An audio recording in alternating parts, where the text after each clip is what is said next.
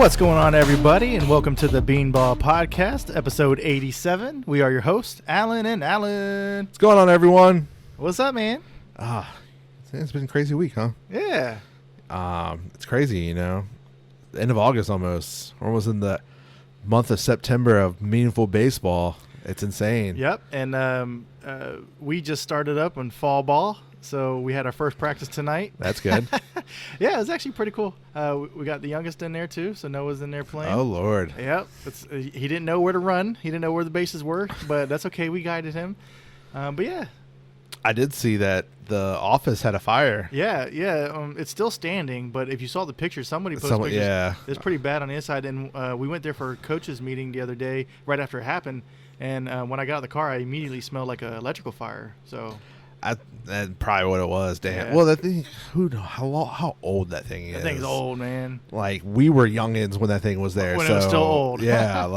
But because I remember someone saw they said a bunch of fire trucks were hauling ass the other night. And I'm like, I wonder what happened. And then I saw the news oh, our office got on fire. I'm like, oh, damn. I'm like, alrighty. But Well, that's why I hope they'll rebuild and make it better. Right. I mean, it did need some upgrades, man. Yeah, I'll tell you that for sure. Definitely going to be some. All right. Some. But let's go right into this streak. So if you guys, have lived under a rock, you might not know. But for those who are in the know, we are asking ourselves this question. We have about a month and some change of baseball left, and we want to know, can Pujols get to 700 club? Yeah, we talked about it around All-Star break because, the home run derby, we were like, he's a ways away. He's got to heat up to maybe have a chance. And this last 2 weeks, he started streaking. Yeah, dude. I felt like maybe the home run derby rejuvenated or something, but he was the named player of the week. Yeah, co-player of the week with his teammate. It's like first it was like he pitch hit home run, okay, he's getting there. Then it's like, okay. He was like, then it's like, oh, pinch hit grand slam. I'm like, excuse me. Exactly. And then 2 home run game. I'm like, what Pujols is this? Right. And then he went I don't know, was it 5 for 5 or something? And I don't know. He was hitting unreal. He had 5 home runs. A couple days stretches oh, there goes another one. I said, excuse me, no. I'm like, we are not doing this, right? I'm for it. So then you gotta think about it. This, it gets you thinking this is a storyline that baseball wants.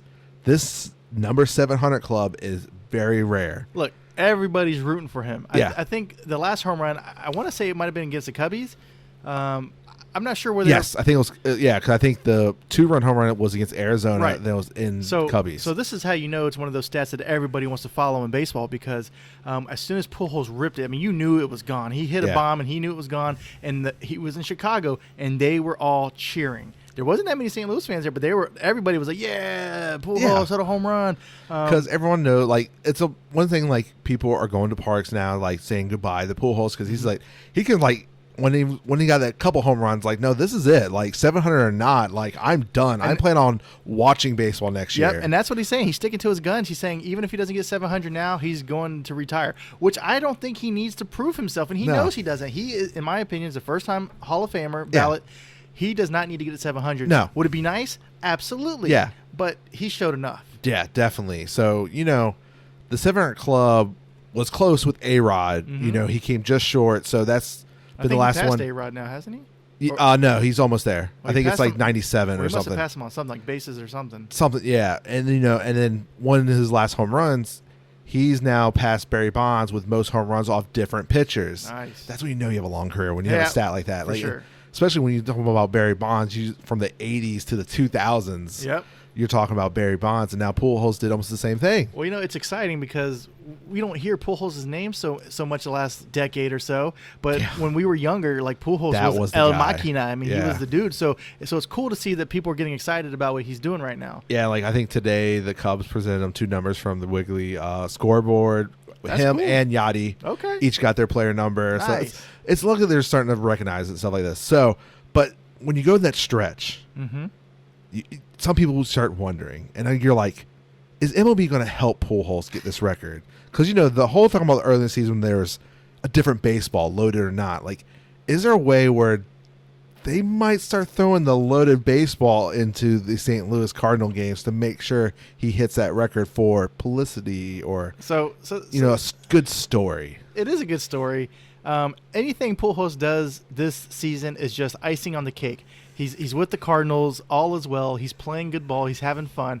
I don't think he necessarily needs to get to 700. And yes, it's a cool story, and that should be enough for the MLB. Even if they are throwing out these loaded balls, he's still got to get good wood on it, yes. and his teammates would still have to be doing the same. Yeah. So I don't think they're putting loaded baseballs out there. I think he's just relaxed. I think someone said it's still like a very low percentage that he gets to 700, but because I think he's got to average, I think, just around 60% playing time the rest of the way for him to have a shot at 700.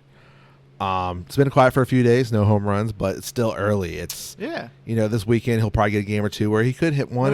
Let me tell you what, if he gets on another streak just like he did, it's a wrap. When he gets to within 5 and there's like a couple weeks left, that's when play him. That's when you're like, this is it. This is when when MLB TV will go to like at bat when Cabrera was going to that 500 when he got the 499, every at bat was shown like this could be history. It's going to be to that starting line, especially when I remember when Barry Bonds, when he passed Hank Aaron, ESPN, everyone went straight to the game to watch that moment. I don't know if they'll do it now. It's a little harder now, but I think that kind of a moment, you'll get notifications on our iPhones, our mobile devices, and be like, click here to watch history possibly, because it's going to be that big a moment if he gets to 699. Look, man, I mean, I know he's lost a step in the last couple of years, but this season he's looking rejuvenated. I think he could do it. I don't know if he will, but I just know that he's out there. He looks like he's having fun. I hope he at least past A-Rod, gets to 698 at least. Yeah, that'd be cool. Or get to 699. I hope 700, yes, but like to get within striking distance and have like especially a last game of the season. Think about that, drama if he's one away. I mean, you know what I'm thinking about? I'm thinking if he never left St. Louis in the first place, how much he would already be at 700. And then remember, there's 2 seasons that he missed a good chunk of the season. Like you think about and he wasn't getting PT the last couple of years. Ken Griffey, you think about it. Those Injuries, missed years, and he got to over 600. He could have been the 700 club. He could have been. But we got to keep an eye on it. It's get a starting line. We thought about early in the season, could he do it? He needed 21 going into the season. But what makes my point is that when you're talking about getting close to 700, it doesn't matter. No. You did plenty. You are a certified raker. Yeah. I don't know what else to say. You mash it. Yeah, because you think about it now, with the rumors of Trout being a backer, now you're like, he possibly the 700. Now you're like, don't know now. It's tough, right? And you're thinking about anyone else. Yes, there's, Soto has a very long career ahead of him if he stays healthy, and a couple other guys. If Judge can last that long. And maybe. You're just sitting there you don't know if you ever get a chance again. I don't think Soto's going to hit the 700 club. He might. I like the guys who are really full of power, the Judges, and they got to be young. And maybe Judge, Alonso. I don't even know Judge because he's so much older. I know, but I'm just trying to think of guys who rake that much. Yes, I agree. But who knows if we'll ever get someone who's close to But you're right. Again. You're going to get a kid who's brought up at 18, plays till he's 48. I don't know. Yeah, because, Barry Bonds stuff, you told them 20-year careers and stuff. That's when they got to 700 and stuff. Absolutely. And you look at, Pujols, he made his debut, if I remember correctly, in 2000 or 01. Okay. And we're here in 2022 talking a farewell tour. So 20 years. That's what you need to have a 700 career home run career. Yep. I agree. We'll see if he can do it. We'll definitely keep a close eye on this. All right. So on some other cool baseball news, I know we've talked about these guys briefly, but if you don't know, there is a viral baseball sensation team out there called the Savannah Bananas, and it sounds like they're leaving the Coastal Plain to go all in on banana ball. Yeah, so, the viral TikToks and stuff, even ESPN started showing their games and stuff. Even the Little League World Series kid said his favorite team's the Savannah Bananas. Yeah, I saw that, and then Savannah's like, you're our favorite player Exactly. now. I'm like, so this was a college team to give people a shot to keep playing baseball and stuff, and it has changed what they've done. Time limits, they're having fun. They're having fun. That's the key. Stilts, everything. And if a fan catches a foul ball, it's an out. There's so many crazy rules of the game. But if you think about it, they're kind of like a Harlem Globetrotter of baseball. For sure. And that sounds like what they're going to. Like they want a mixtape. They want a bigger tour because they did a little tour this year, and it sold out instantly. Absolutely. Every event was sold out. Bro, and they're onto something because you and I even wanted to check out a game. Yeah, we're is there? And when we looked at the schedule, they was all sold out except for one game in Florida. And we were talking about this before we even knew they were a sensation because now they're on HBO. They're getting their own documentary. They're doing big things. Yeah, they got a book that came out, I think. Yeah. So I'm almost certain they're going to do a Harlem Globetrotter kind of tour and probably end up hitting like minor league parks, major league parks, even possibly. Yes. We'll see what happens. But this is the guy, the director, I forgot, or what he said, it's like it was a hard decision, but it was the right decision because I'm almost certain this winter season, they're going to make a tour schedule from hell to rake in that money and have fun. I get it was a tough decision, but it was the right decision because they are absolutely in a league of their own. Yeah. And now they're making it a thing. And you're right.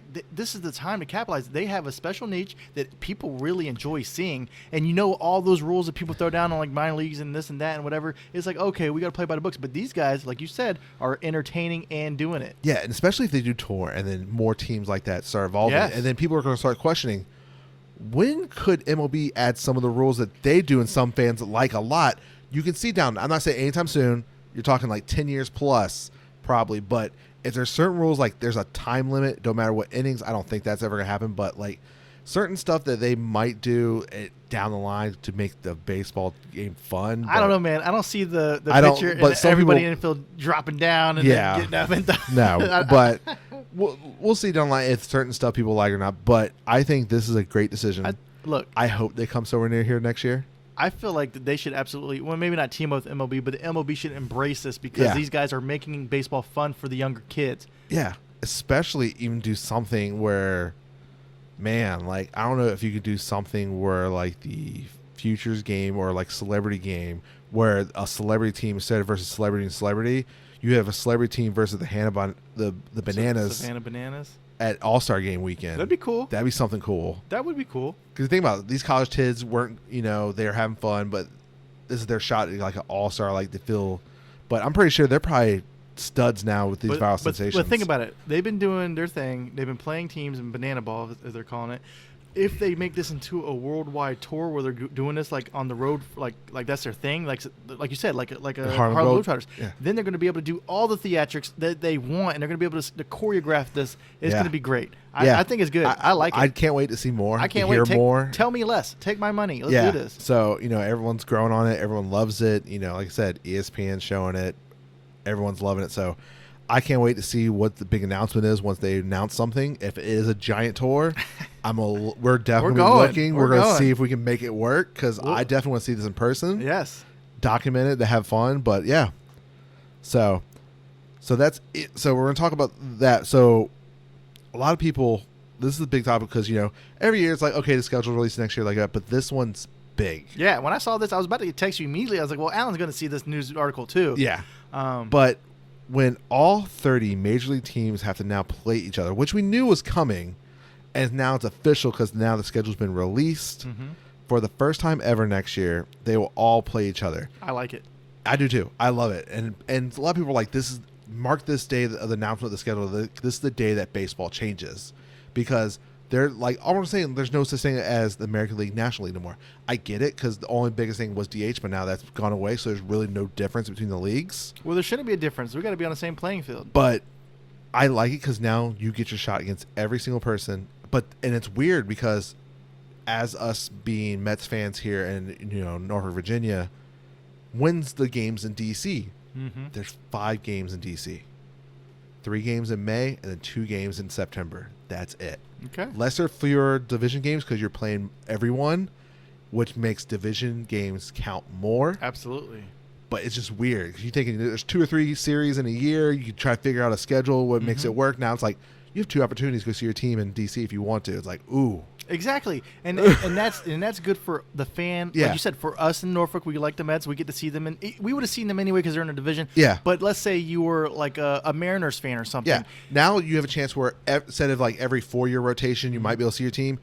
It's going to be every other year. So this year we'll say we're in Anaheim this year. Next year we host Anaheim. Kind of that scenario. Right, and that's fine. I'm cool with that. And that's because I like seeing the matchups that you don't normally see. Yeah. So if we're going to get pitchers and hitters that never seen each other ever because they never line up in the division, now we're going to get a chance to see this. This is good for baseball. So I like it. Instead of like, World Series, you can't, if they didn't play each other that year, you can't say like, oh, we don't know how they face each other. Exactly. If they played 2-game series, it was a split. This team take 2-0. This team was 2-0. Like we at least have a record. You kind of judge yourself, what you're going to go with. Of course, if it's 2-game series, it sucks, so you can't really judge much of a 2-game series, but it's something. You've seen the team, you've seen some of the players, at least one of their pitchers or 2. Yeah, I like it. I can't wait to see how it works out. I hope it works out well. I'm definitely open to it. Yeah. So, yeah. Yeah. And, first game of the season is like March 30th. Last game of the season is October 1st. All right. And, of course, Little League game. There's no Field of Dream game next year because of the construction of the area. But it's like, okay, we can start planning games. That's one thing I like about, during the baseball season, you still get the schedule, but you can start looking and planning for next year, which, I already pulled up Mets kind of looking roughly. And then Orioles we talked about going to because we want to start going to every park. And we've been to Oriole Park. We just haven't been to a game there, in Oriole Park. Yeah, we went there because I think FanFest. The AAA team down here, the Tides, they were handing out free tickets for FanFest, right? And we were like, let's go. Yeah, absolutely. It was a great time, Let's experience it. Because Mets at the time did not have a FanFest. Yep. They had, not last year, the year before. So, yeah. So I was like, I'm going to see what FanFest is all about. And cool. funny enough, the year we went, Buck Showalter was the manager there, too. It sure was. So it was cool, yeah. But moving on to some other news. If you guys don't know, my new favorite entrance to anything is Edwin Diaz's entrance song when he comes out of the pen. Yeah. And if you haven't heard, it sounds like Timmy Trumpet is going to be at the Mets game Tuesday, and he will be throwing out the first pitch, I think. And he's also going to be playing the entrance song live when Edwin Diaz comes out. Yeah. Which is crazy. Is he going to come out, though? I mean, that's what I'm saying. If he does come out and there's the same situation. Bro, you have to come out. He's definitely going to play. I think at that point, like, if it's a big lead, like, oh, dude, the dude's here. You got to bring him out. You got to bring him out. Like, I hope he doesn't have to pitch Monday, so they're saving him for that moment because he's there for a reason, And it's not like this is something new for Edwin Diaz.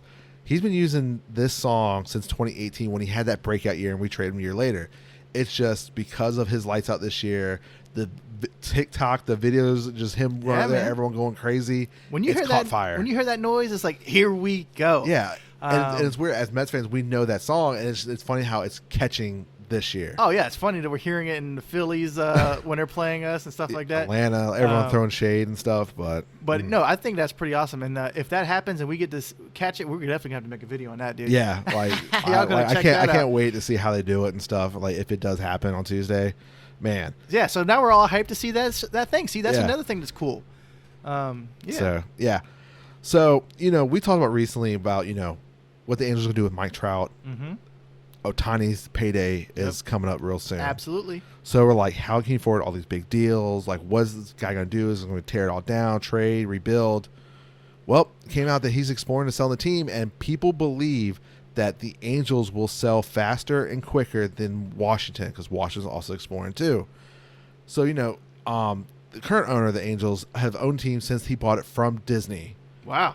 For just under $200 million. Oh, my Lord. When Forbes did the franchise, they're $2.2 billion. So you're talking about technically from when you bought it, if he sells it for that price, a $2 billion increase. Of course, he's paid dues along the line, but man, like, I wonder who's going to come out to try to buy these, because especially you have the player, Mike Trout. Yes, the injury news is kind of swirling, but then the chance to try to convince Otani to stay. Look.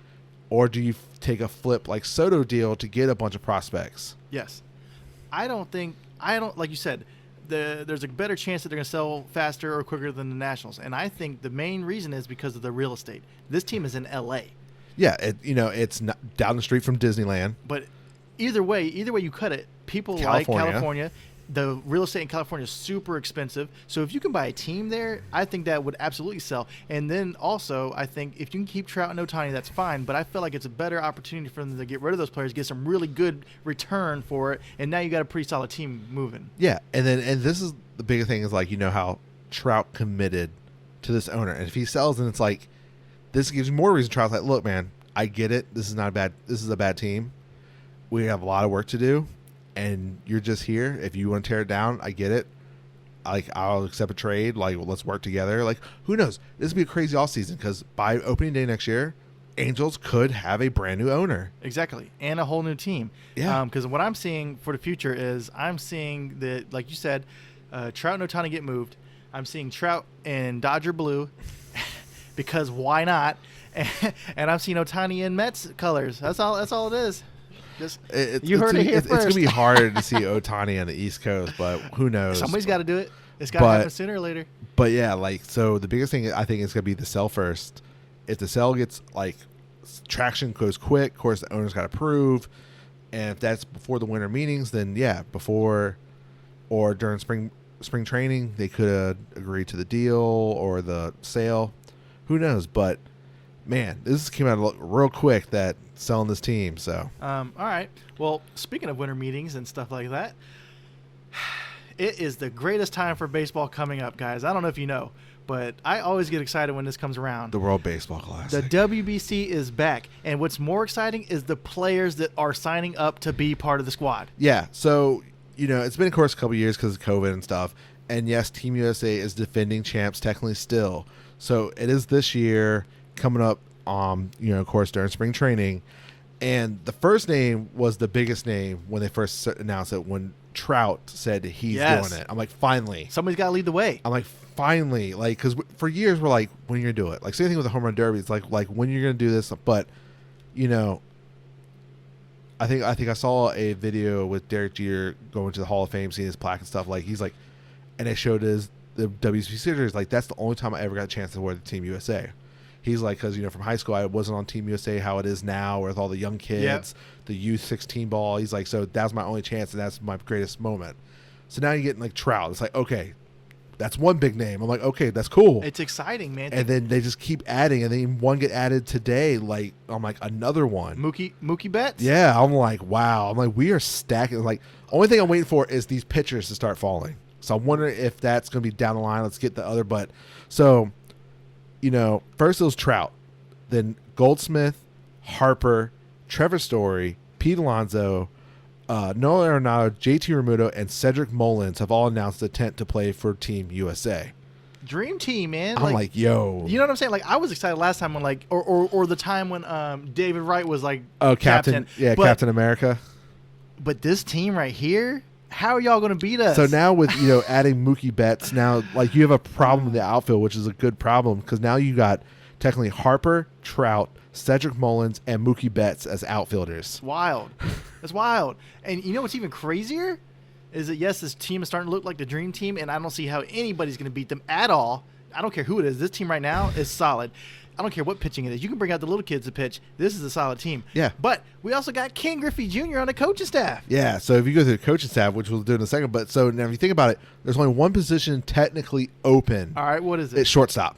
That's easy. So and think about it, because Sign now up Trey you have Turner. Pete Alonso and Goldsmith at first base, so the other one's going to be DH. Absolutely. So that one's already solved, probably. So now it's like, who could be shortstop? Trey Turner. I love the idea of Trey Turner being there, too. Trey Turner, 100%. So, but I'm wondering, because he's going to be probably signed that big contract, is that something that his new team be okay with him with? He's already got a teammate committed, Mookie Betts. If he can play, If Trey he, Turner if he can play. resigns to the Dodgers, yeah, That's all I can I'm see saying. it. Well, But you're right. yeah, if he It goes depends. somewhere else, team might. Well, we don't want to, our $300 million investment before he even playing a field with us. I so agree. You're right, because he will be. He's going to get that $300 million plus. But like you said, you got Trevor Story up there. I wonder if you could move some people around. Yeah, Trevor Story is technically a shortstop, but he's been playing second baseman, so we'll see. But I guess Nolan Arenado will stay at third. I Yeah. don't think anybody else is really put there. JT Realmuto, that's good. Yeah, I don't know, man. yeah, so I'm really wondering who's going to be the next couple guys. Look, but, we still got to wait for some guys. Yeah, somebody else could be like, hey, what are we going to do? dude, especially if it lights out, if you get like a DeGrom and Scherzer pitching in the World Baseball Classic. It's a wrap. Especially for Scherzer. You think this is probably the last time he'll get a chance to, because it's like every 3-4 years, like the Olympics. So it's like, who knows 3 or 4 years if Scherzer's going to be playing still. So this could be his last chance. So he might say, let's do it. He should. He's pitching really good. He should, and so should Verlander. I'm almost certain probably Stroman, if he wants him, because he's been playing, I think, 2 times now, and he was a big pitcher for that defending team. Like, he's probably really down to do it. So I'm very interested in what other pitchers and stuff. But like you said, the coaching staff. First was the new manager, Mark DeRosa. I'm like, why do I know that name? I'm like, duh, MLB TV, the analyst, but he's also a former player, and he actually played in the World Baseball Classic years ago. So, but then they start announcing the rest. Okay. Andy Pettit as your pitching coach, like, yes. And Yes. then Ken Griffey Jr. is your hitting coach. I'm like, yo, I'm Yes. like, That's what I'm saying. Okay, so look, before you get to further, as a player, as a young kid, who does not want to be part of this team right now? How Yeah. can you miss that experience? Yeah. That's all I'm saying. Yeah. And I think, like, what is it? Unfortunately, Team USA is in Phoenix for the opening round. I was like, oh, they're not in Miami. That sucks. But it was. I was like, and oh. Japan was there, I think, last time. It was really cool. But I think Miami is Pool D, which is Puerto Rico, Venezuela, Dominican Republic, Israel, and then a qualifier team. I'm like, that's still a solid team to go down to Miami for. But then the quarterfinals is in Miami, which if Team USA should move around first round, would be in the quarterfinals in Miami. But the finals is in Miami this year. So it's like, ooh, like. How much are tickets? I haven't really dug deep into it because I know we've talked about it before doing. This is like an all-star game. Yeah. If we could see Team USA. So pool C in Phoenix, Arizona. Pool D is in Miami. Pool B is in Tokyo, Japan. And then Pool A is in Chinese Taipei. Oh. So that's different. So yeah, so Pool A is Chinese Taipei, Netherlands, Cuba, Italy, and one of the qualifier teams. Pool B is Japan, Korea, Australia, China, and a qualifier team. Pool C is USA, Mexico, Colombia, Canada, and a qualifier team. And like I said, D's are Puerto Rico, Venezuela, Dominican Republic, Israel, and the other qualifying team. So, man, but still, like, these players and these coaches, it's getting you excited for the World Baseball Classic if you're not. Did we go through all the coaches? I know I kind of interrupted you. So yeah, we started going through them, but the two big ones that were Griffey and Petty, but then we got some others. Bench coach is Jerry Manuel, our former manager. First base coach is Lou Collar. Third base coach is Dino Edmond, and bullpen coach is Dave Righty Die. Righty, yeah. You know, ugh, yeah.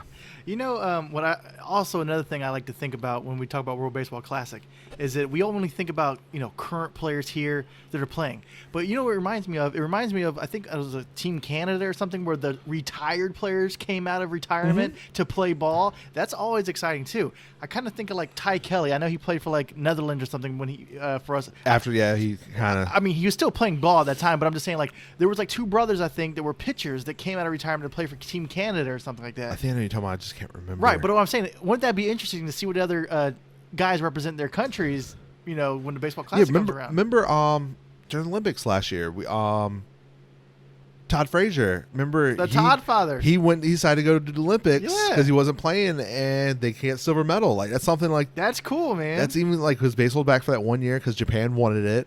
I think eventually it should come back. It needs to come back. So especially softball. If there's a chance where, like, I know like hockey does it where they do take a break sometimes, let the big guys go do it. Yeah. Imagine if instead of World Baseball Classic and they did a true Olympic gold medal.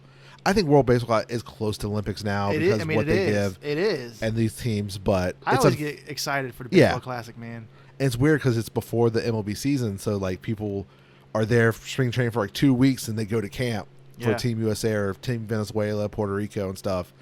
I bet it's a little weird, like for the people who don't go to the World Baseball Classic. Well, I just remember it was crazy because last time I think I don't know if I'm mixing this up with the KBO, but I remember like the last time the Classic was around, we were like up super early because Japan they were playing games or whatever. Or it was like they had like 6 o'clock or something in the morning. I think that was KBO, but like I said, like Pool A and stuff, that does happen. Well, if you want to watch, it had to be around 2015. There must have been WBC around 2015. I think the finals was that year in Japan. I just remember we were living in Virginia Beach, and I was watching the game before I was even going to wake up. I think it was. So I think because I think last year's finals or last time World Baseball Classic, it was in Arizona. So this time it's in Miami, but I think the last time before that was in Japan. I think one of the finals. That's what I'm saying. Like, or even if it was like the opening rounds or something. I just know that we were watching ball when everybody should be sleeping. Yeah, man. Those games. Whew. But anyways, back to my main point, the World Baseball Classic. If you guys haven't seen it yet, you definitely need to check it out because it is one of my favorite events. And I think when we looked at last time when we were just one of the opening rounds, because we were talking about possibly going to spring training for a couple of days and then hit a game or two of the World Baseball Classic since we're not far from it. And it wasn't that expensive, I think, especially for the early games. You go upper deck, it's like whatever, just experience it. And I think that's something like, because I'm also need to start saving for in 4 years is World Cup for soccer. that's going to be here in America in 4 years. I'm disappointed it's not in DC or Baltimore. So the next closest one I think is either Philly or Georgia. Okay. I'm like, ooh, that's a little more expensive. But I think just experiencing that once, it's just like World Baseball Classic. You want to experience it, and I think it's a bucket list item. I think it's a possible doable this year. We'll see what we can, and I like where the team's heading. So last week we talked about Texas Rangers firing their manager. We're like, I think this is more of a problem. Upper GM baseball operations. We talked about that.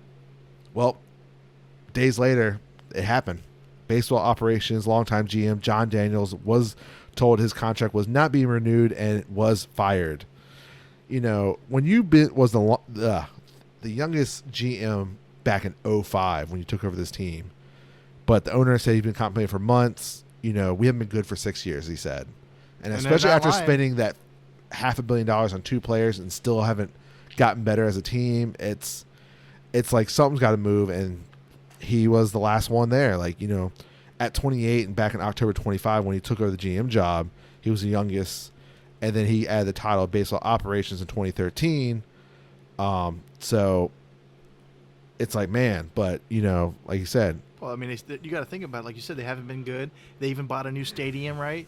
Yeah, it's just like you can't keep spending money. You know, he looked great because, you know, those 2 years where they went to back-to-back World Series and unfortunately lost, but was within a strike of winning World Series 2 nights in a row. That is disgusting. That one hurts probably for them. But, you know, then the rebuilding stage, multiple use season, moving into the brand new state-of-the-art stadium.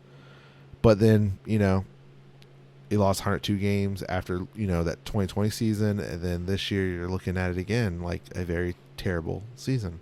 Yeah. Like I said, you're spending all this money. You spent $1 billion on a new ballpark, and you guys aren't doing nothing. It's like you gotta change something. So we know that Texas is a mindset that right now that they want to win, which is great because they're going to have a good team soon. I just don't know when. Yeah, like we thought maybe they could take a step with these 2 guys, help get those other guys around them, but they just haven't been it this year. It's unfortunate. It is really unfortunate. You think he's spending that much money on especially those 2 big names, and to just, I don't even think, improve your record, or like at point they were kind of making some noise and then they cooled right back down. It's like, especially in that division where, you know, Houston's Houston, but yeah, Angels have not been there, so that could have been got a team you're in front of, but you're behind them. Like, you're last place. Actually, no, wait, they're not last place. They're at Oakland's there. My bad. For now. You're better than Oakland at least, but still, it's, you spend that much money, you expect to be second or third in that division, but fourth, I don't think is good. So yeah. I don't think I got anything else. You got anything else, Alan? Nope. I think that's it for this week, guys. Yeah. So, I'll say one thing. Did you see the tweet the other night that Baltimore did for the Little World Classic? The Little League. We'll put it up here for y'all to see.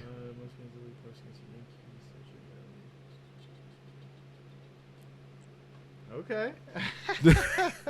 So I'll put it up here, but it says, well, this is weird. Most games in Little League parks are against the Yankees. I'm like, shade.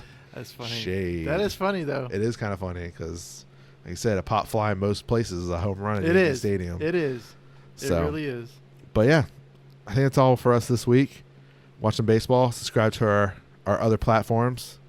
We'll catch y'all next time. Peace. Peace.